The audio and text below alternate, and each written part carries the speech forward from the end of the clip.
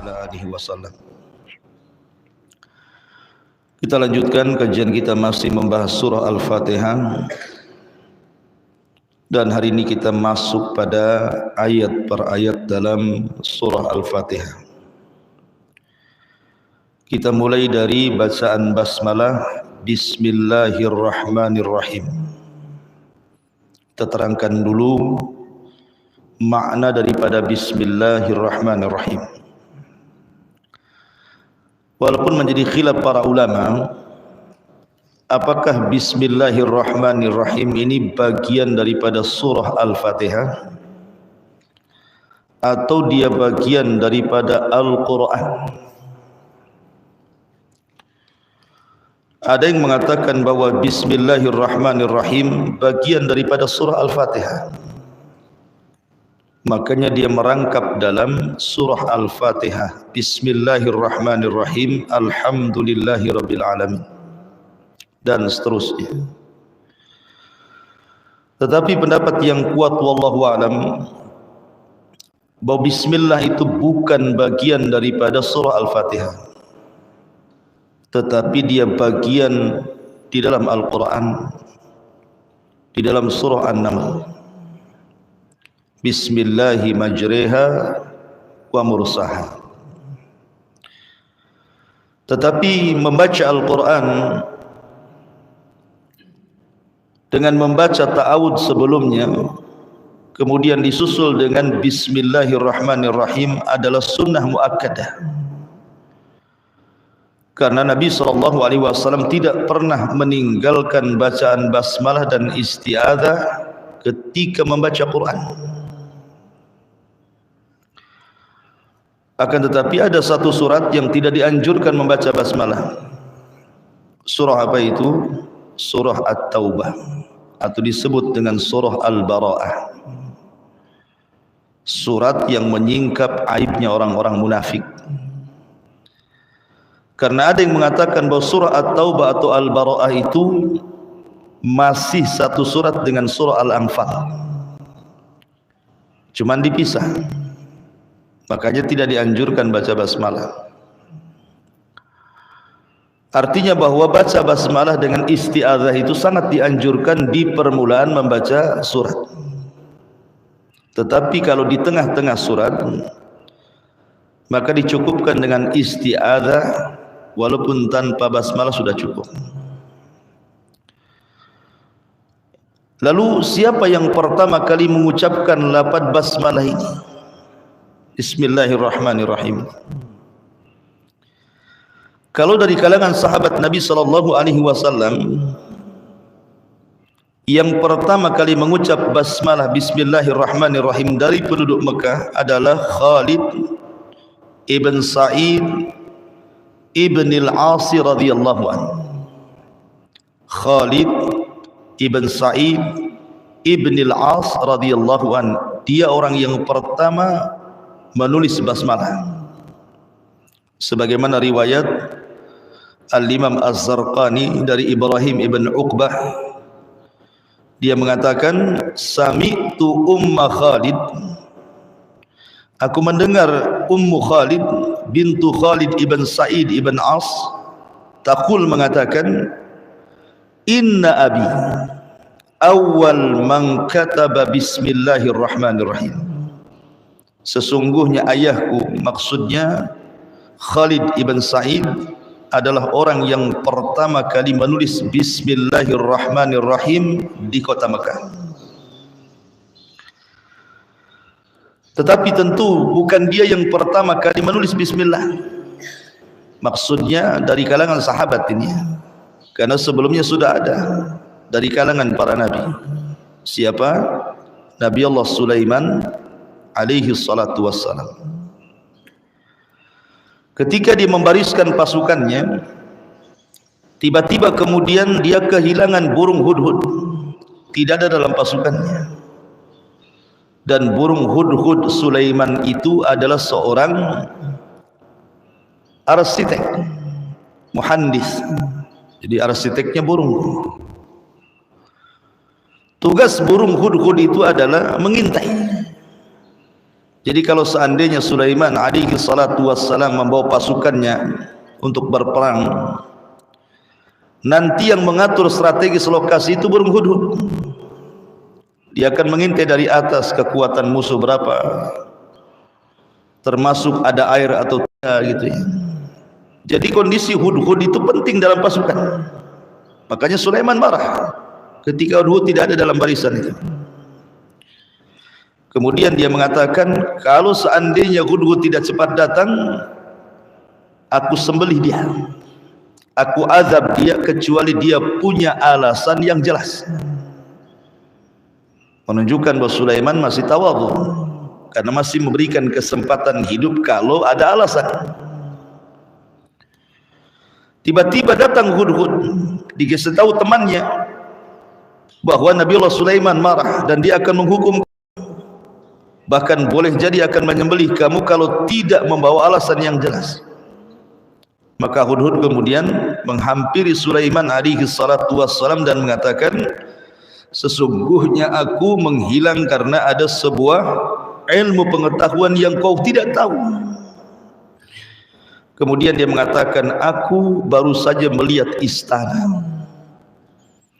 Bayangkan cepatnya terbang hudhud kala itu, karena Sulaiman berada di Palestina, sementara istana yang dilihat hudhud berada di Yaman. Berarti kan terbangnya luar biasa itu, Palestina ke Yaman. Dia mengatakan bahwa aku melihat istana yang sangat besar, rajanya aneh, perempuan, tetapi mereka menyembah matahari, menyembah berhala. Maka kemudian Nabi Allah Sulaiman pun ingin membuktikan hudhud tidak langsung percaya. Kemudian menulis surat, dan isi suratnya itulah dia pertama kali menyebut Bismillahirrahmanirrahim dari Sulaiman untuk Ratu Balqis, suruh masuk Islam. Maka dari sini menunjukkan dari kalangan para nabi, yang pertama mengucapkan basmalah adalah Sulaiman alaihi salatu wassalam.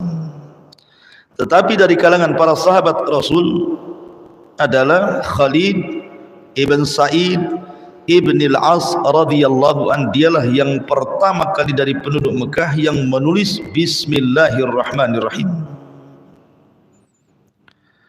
Taib, ini sejarah bismillah.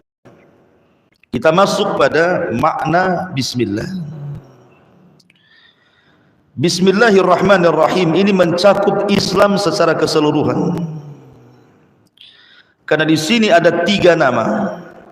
Pertama Allah, yang kedua Ar-Rahman, yang ketiga Ar-Rahim. Bismillahirrahmanirrahim. Allah adalah Ismul Jalalah.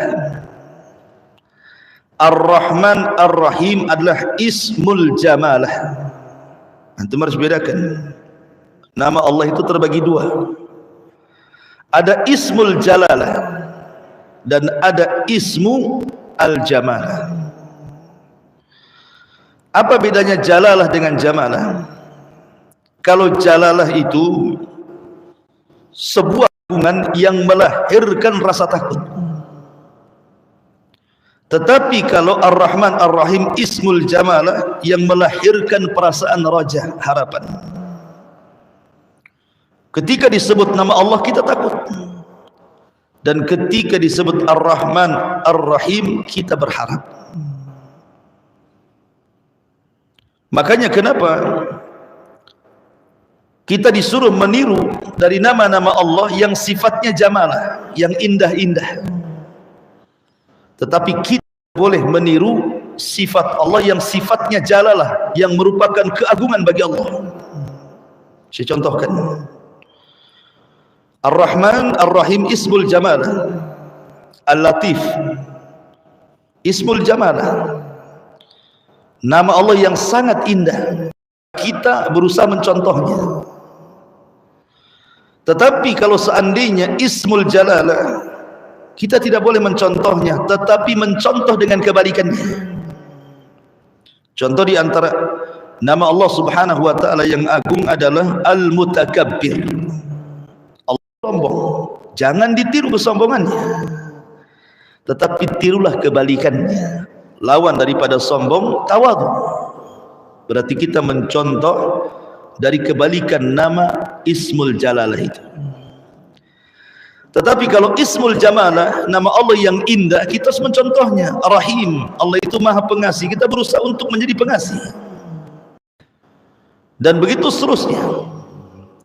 Makanya kemudian lafaz Ismul Jalalah itu melahirkan takut, tetapi Ismul Jamalah melahirkan raja, harapan.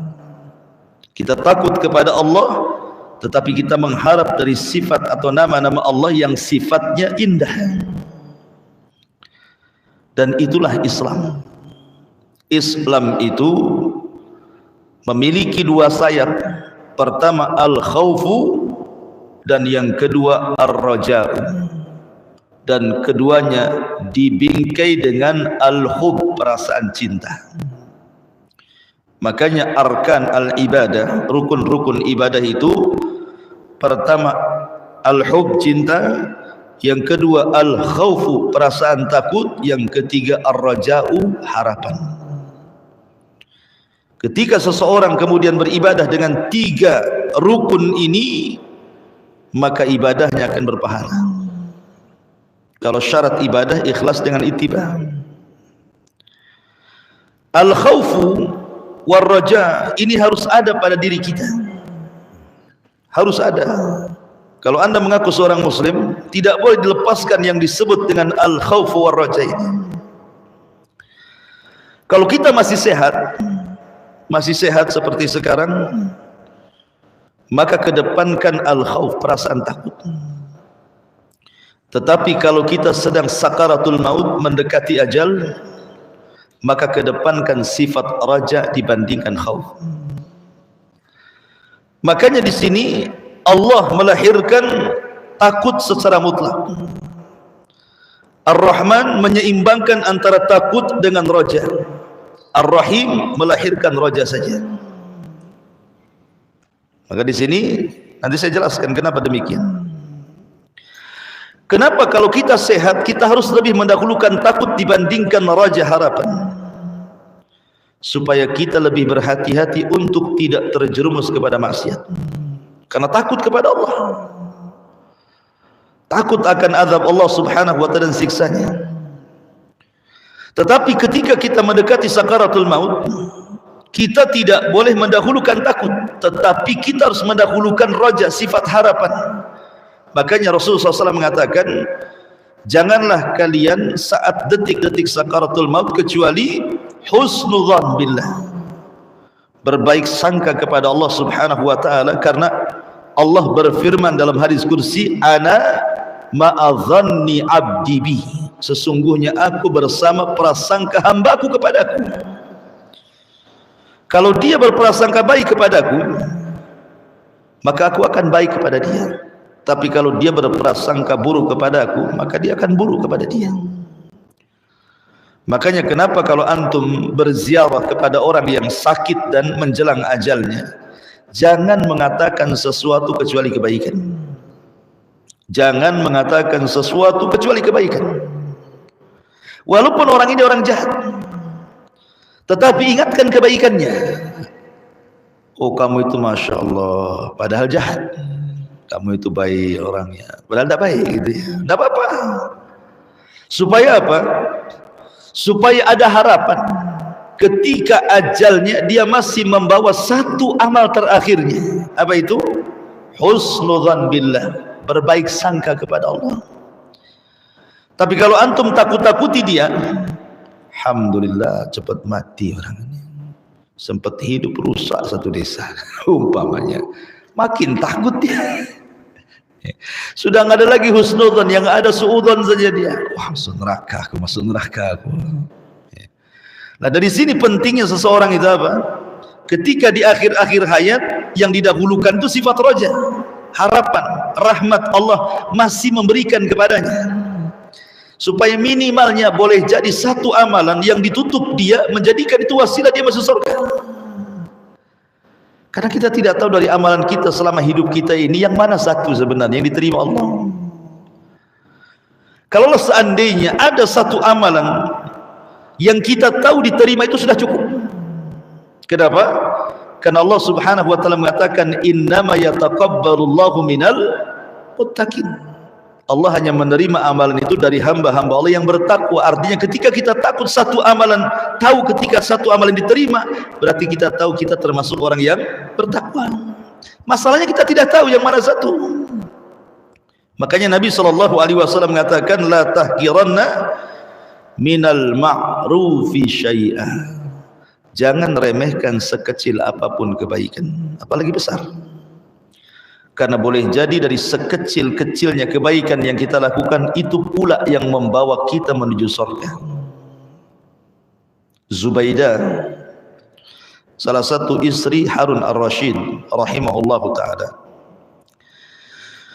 ketika dia melaksanakan haji bersama suaminya Harun ar-Rasyid, Mekah kala itu tidak seperti Mekah hari ini, susah cari air, sehingga banyak jemaah haji itu yang kehausan, bahkan sampai mati kehausan di zaman itu. Betul-betul haji itu luar biasa. Makanya haji dulu itu berkualitas, lain dengan haji sekarang kan. Saking susahnya orang haji, makanya haji pun dimuliakan zaman itu. Orang lewat Pak Haji aja lemas kita. Datang orang minta berkah ke Pak Haji zaman dulu ya. Karena jarang orang haji, karena hajinya pun berbulan-bulan naik kapal, kadang selamat kadang tidak. Makanya haji itu ditakuti zaman itu. Kiai saja kalau tidak ada hajinya nggak didengar ceramahnya. harus ada kahanya kiai haji, baru didengar. Kalau sekarang maaf lah, kau haji ku juga haji, kau satu kali dua kali aku harus dipanggil haha harusnya gitu. Gitu ya harusnya. Artinya bahwa Zubaidah ini melihat kondisi jemaah haji itu kasihan, banyak kehausan. Dari sini dia punya ide, ingin membuat dan menggali sumur mata-mata air yang terbentang dari Mina sampai ke Arafah. Dan orang Arab menyebutnya Ainu Zubaidah, mata air Zubaidah. Sampai hari ini ada bekas-bekasnya. Kan ini sejarah masalahnya.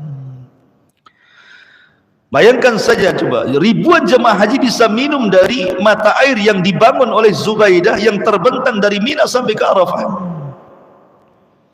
Di zaman Bani Israel ada seorang pelacur memberi minum seekor anjing, masuk surga. Ini yang dikasih minum bukan anjing, jemaah haji. Otomatis lebih layak lagi masuk surga dibandingkan pelacur itu. Tetapi masalahnya Zubaidah ini bermimpi. Dalam mimpinya dipanggil oleh Allah Subhanahu wa taala. Kemudian ditanya, setelah dia dipanggil oleh Allah, kemudian senyum Zubaidah ini, kemudian ditanyakan kepada Zubaidah, ma fa'alallahu biki ya Zubaidah. Zubaidah, apa yang Allah lakukan kepadamu kok senyum? Kayaknya senang kali kau ini. Kata Zubaidah, ghafarali Rabbi, Allah telah mengampuni dosa-dosaku. Masya Allah. Abi ainin amiltiha ya Zubaidah, apakah gara-gara engkau membuat mata air sehingga ribuan jemaah haji minum dari mata air? Kata Zubaidah, al-ainu wa mal ain. Mata air, apalah mata air kecil itu, bukan itu. Kita sangka Zubaidah diampuni dosa-dosanya karena amalan yang sangat besar, yang kalau uang sekarang triliunan. Karena biasanya manusia melihat orang baik itu karena amalannya tampak dan besar. Rupanya Zubaidah diampuni Allah bukan masalah itu. Kata Zubaidah, ghafarali Rabbi bi rak'ataini fi jawfil laili uhafidu alaihima. Allah mengampuni dosa-dosaku disebabkan aku menjaga 2 salat tengah malam dan aku jaga sampai aku wafat. Rupanya dengan amalan kecil yang semua orang bisa melakukannya kan. Salat malam bisa melakukan, semua orang kan bisa. Disangkanya Zubaidah diampuni dosa karena infaknya triliunan gitu, bisa memberikan minum jemaah haji. Rupanya bukan itu sebabnya, sebab kecil rupanya. Makanya terkadang ikhwatu fillah, jangan remehkan sekecil apapun kebaikan. Boleh jadi yang kecil itu mengantarkan kita ke surga. Boleh jadi ketika sakaratul maut, orang itu mendahulukan perasaan raja harapan sehingga dia mati ditutup dengan husnudzon, berbaik sangka kepada Allah. Itu pula yang mengantarkan orang jahat ini masuk surga. Kita tidak tahu. Makanya kenapa Allah mengatakan wala tamutunna illa wa antum muslimun. Janganlah kalian mati kecuali dalam keadaan muslim, yang senantiasa diawali dengan hub, perasaan cinta, kemudian rasa takut, dan diakhiri dengan raja, pengharapan. Itulah makna bismillahirrahmanirrahim. Ma'asyiral muslimin yang dimuliakan Allah Azza wa Jalla, bismillahirrahmanirrahim. Bismillah di sini ada ba, harfu jarrin. Orang Arab tidak biasa memulai kata itu dengan harfu jar, sehingga harus ada kalimat makhdhuf sebelumnya, kalimat yang disembunyikan sebelumnya. Apa kalimat yang disembunyikan sebelum ba di sini? Biasanya sebuah ucapan atau perbuatan. Aktubu bismillah, aqulu bismillah, gitu. Seolah-olah ketika kita sebelum mengucapkan basmalah ada perbuatan yang kita ucapkan. Ketika saya menulis bismillah dengan menyebut nama Allah. Kemudian saya mengeluarkan kata-kata hendak berdakwah dengan bismillah, dengan menyebut nama Allah. Jadi ada fiil, perbuatan, atau ada kaul, ucapan yang mendahului kalimat bismillah. Karena orang Arab tidak terbiasa mendahulukan kalimat itu dengan harfu jarrin, sehingga ada perbuatan yang mengiringi sebelumnya. Dan bismillah itu memiliki dua faedah. Ba dalam bismillah itu memiliki dua faedah. Pertama, ba di sini disebut musahabah dan memiliki makna al-isti'anah. Dengan menyebut bismillah itu kita meminta pertolongan agar apa yang kita tulis, agar apa yang kita lakukan selamat. Karena bukan hanya selamat, tetapi ba dalam bismillah itu juga memiliki makna berkah, selamat dan berkah. Itu yang kita carikan di dunia ini, selamat dan berkah. Makanya kalau orang datang kepada antum memulai dengan kata-kata dan tidak memulai dengan salam, jangan dijawab. Kalau ada orang datang langsung ngomong nggak ada salam, jangan dijawab. Tapi kalau dia mengucapkan assalamualaikum, kita jawab waalaikumsalam warahmatullah, kemudian dia ngomong, baru kita jawab. Kenapa? Karena keselamatan itu penting. Selamat itu penting. Dan keselamatan itu inti kandungan daripada isti'anah, meminta pertolongan. Sebesar apapun masalah ikhwan, kalau Allah terlibat dalam permasalahan kita, pasti Allah carikan jalan keluarnya. Tapi sekecil apapun masalah, kalau Allah tidak ikut campur tangan dalam menyelesaikannya, gak akan ada jalan keluarnya. Karena semua pertolongan Allah. La bismillah ini faedahnya adalah supaya setiap perbuatan kita ditolong oleh Allah. Karena begini ikhwan, setiap pekerjaan itu ada risiko. Ada risiko. Nelayan bisa tenggelam. Orang kerja di jalan, supir taksi, ojol dan yang semacamnya bisa tabrakan, tidak nabrak ditabrak. Apalagi zaman sekarang yang namanya nabrak menabrak itu luar biasa. Kita pelan-pelan berusaha untuk tidak nabrak dan tidak ditabrak, ditabrak juga. Di zaman dulu kan tidak ada tabrakan, nggak ada unta tabrakan dengan unta. Mana ada di zaman Rasul? Di zaman Rasul kan kendaraan pakai unta.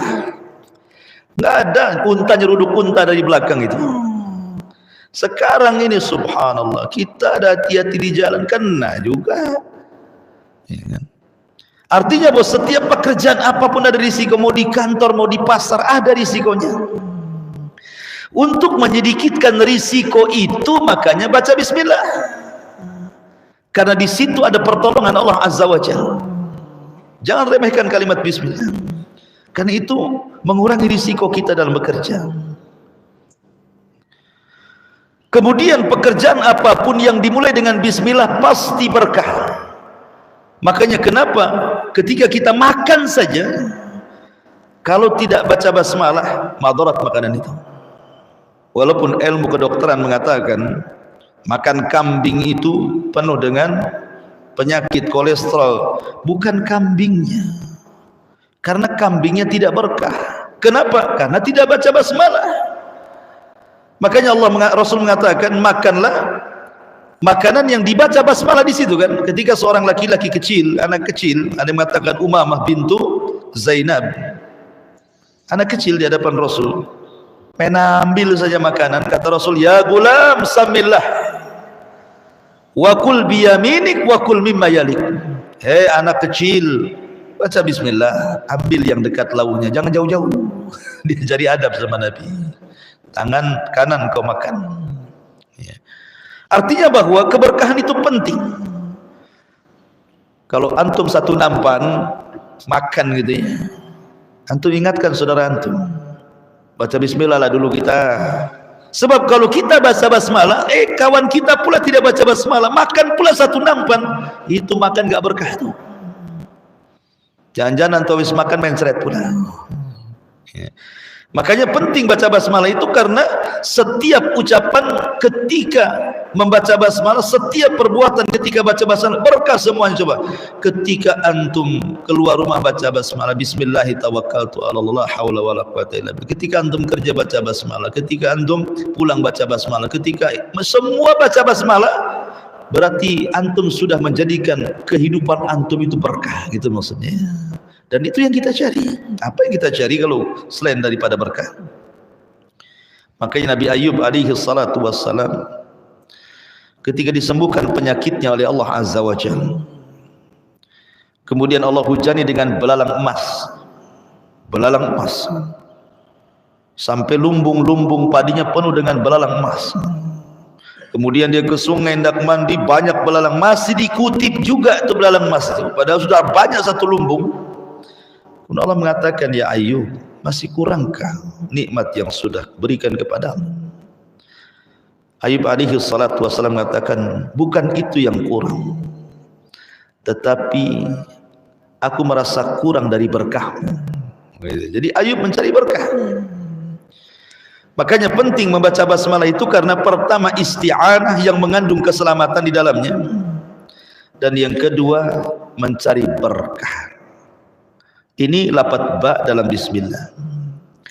Kemudian bismi itu artinya, kalimat ismi itu diambil dari 3 macam kalimat. Ada yang mengatakan ismi, bismi, ismi itu artinya adalah sumu. Sumu itu diambil dari kata sama, artinya ma fawqa ra'si fahuwa sama. Sesuatu yang di atas kepala itu disebut sama, langit. Sama itu kan langit artinya. Apa sih langit dalam bahasa Arab? Ma fawqa ra'si fahuwa sama. Sesuatu yang di atas kepala itu disebut langit. Artinya nama itu, nama ismun itu kan nama artinya. Masmuka, siapa namamu? Terkadang sebuah nama itu bisa meninggikan pelakunya dan bisa juga merendahkan.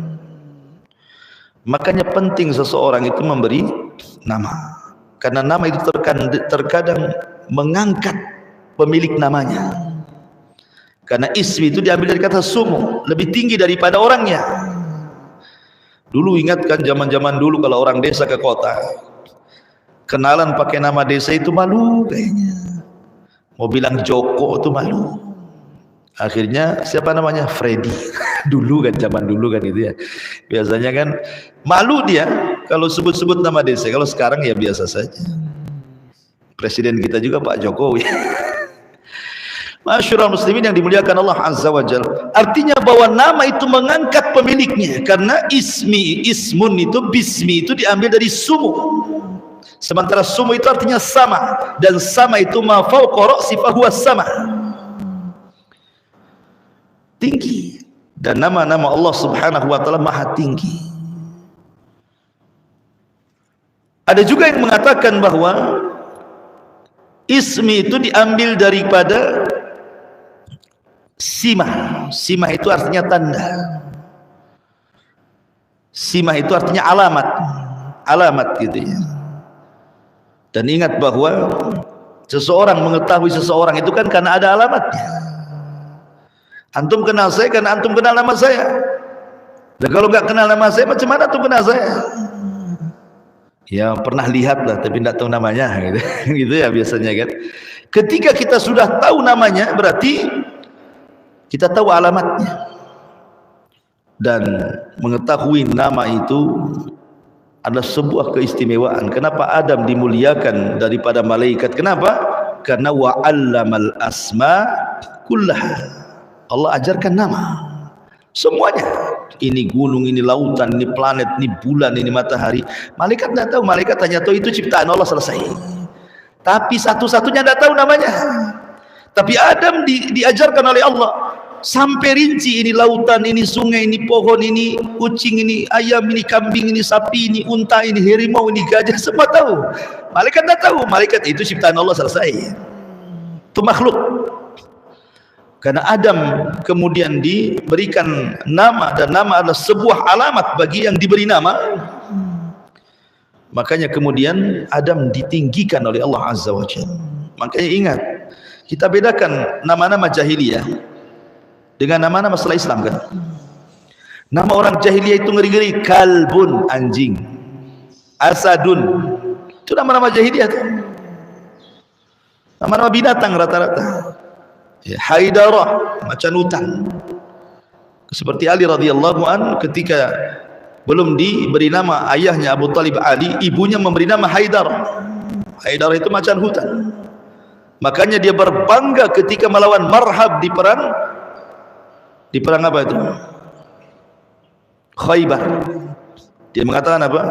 Ana alladhi sammatni ummi Haidarah kalaisi ghabatin karihin mandarah, katanya. Tahukah engkau siapa aku? Aku adalah orang yang ibuku ngasih nama macan hutan. Mau apa kau, katanya. Digertak sama Ali gitu ya. Orang-orang jahiliyah kan begitu, ngasih nama kalbun, asadun. Ada juga Abdus Syamsi, seperti Abu Hurairah karena Abdus Syamsi namanya, hamba matahari. Setelah kemudian masuk Islam, Allah ganti dengan Abdurrahman, karena suka kucing jadi Abu Hurairah pula dia. Ya. Saya pula kadang-kadang di YouTube Ustaz Abu Hurairah, Abu Humairah, salah dia. Gitu. Waktu ini muliakan Allah Azza wa Jalla. Atau dia kata simah. Simah itu ya tanda unta. Kalau orang Arab itu, ini unta saya dikasih tanda, dikasih stempel. Jadi Bismillahi itu diambil dari sumu atau dari kata simah atau di kata-kata wasmun. Bismillah, Bismillahi, dengan menyebut nama Allah.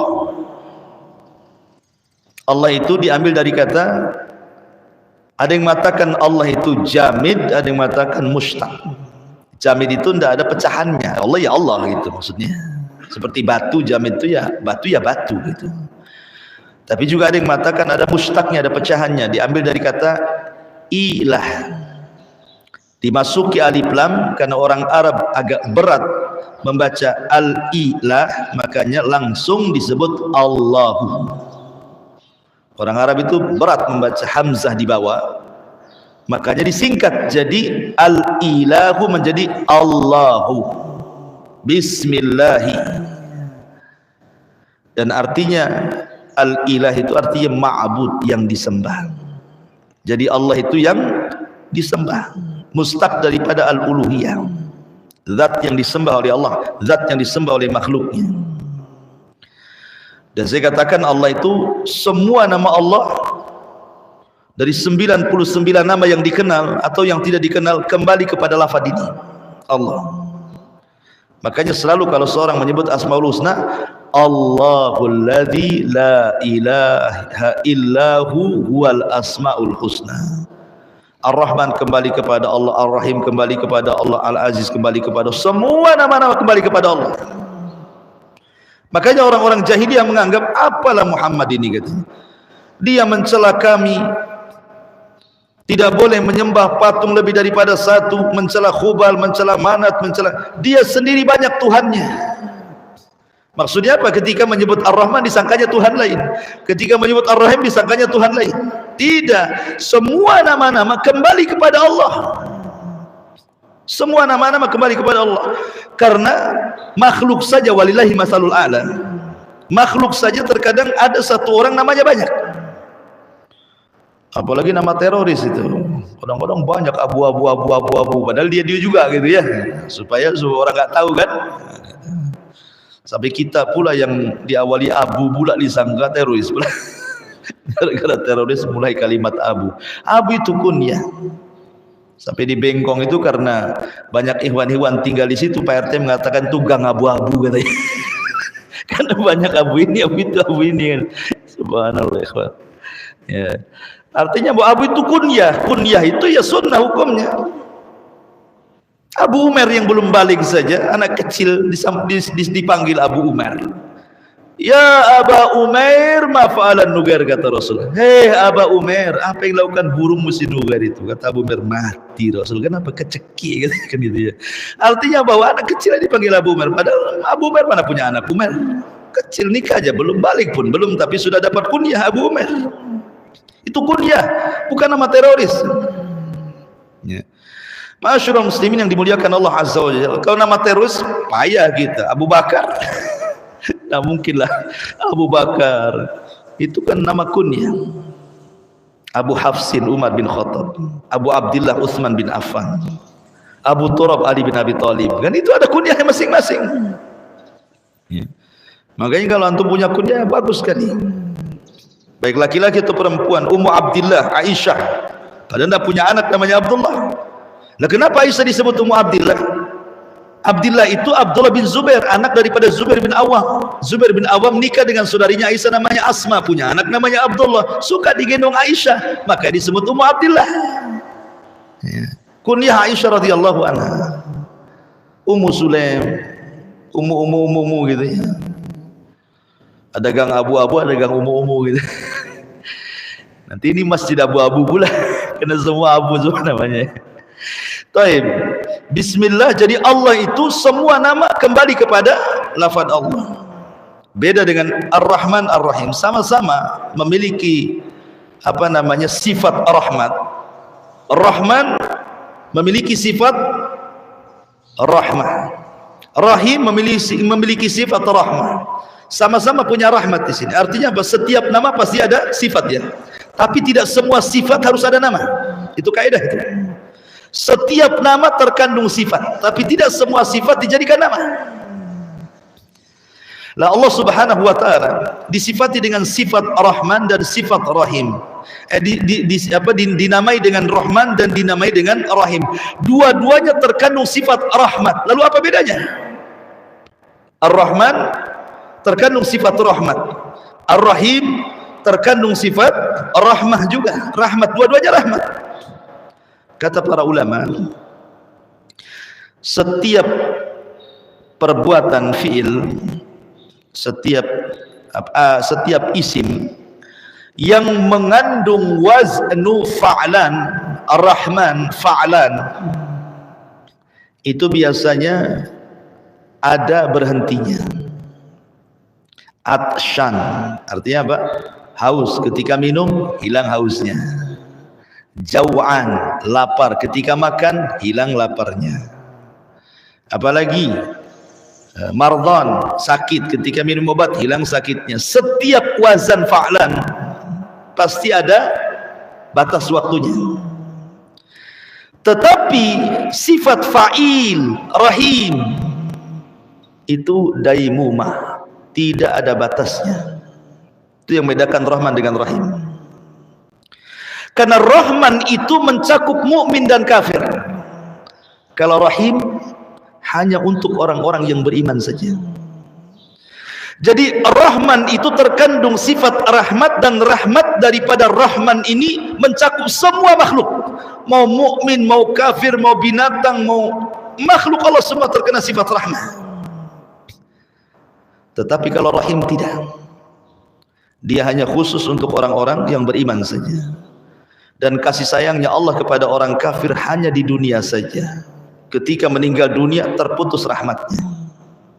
Makanya pada hari kiamat yang akan merasakan kiamat besar tiupan sangkakala itu hanya orang kafir saja.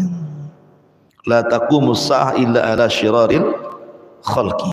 Tidak mungkin tegak hari kiamat kecuali ditegakkan kepada manusia yang paling buruk dari orang-orang kafir. Ketika mereka dibinasakan di dunia, lepas rahmat Allah kepada mereka. Tetapi Rahim, terkandung sifat rahmat bagi orang-orang yang beriman karena sifatnya daimumah, terus, ya kan, di dunia sampai ke surga, di dunia sampai akhirat. Makanya tidak terputus rahmatnya Allah kepada orang yang beriman, karena bukan hanya di dunia saja, sampai ke akhirat. Itulah bedanya Rahman dengan Rahim. Kalau Rahman itu mencakup semua makhluk, kalau Rahim itu hanya khusus kepada orang-orang yang beriman saja. Wallahu a'lam bishawab. Saya harus ngisi di radio Ham. Ini yang bisa sampaikan. Mudah-mudahan ada manfaatnya. Subhanaka wa bihamdika asyhadu an la ilaha illa anta astaghfiruka wa atubu ilaik. Wallahu ta'ala. Assalamualaikum warahmatullahi wabarakatuh.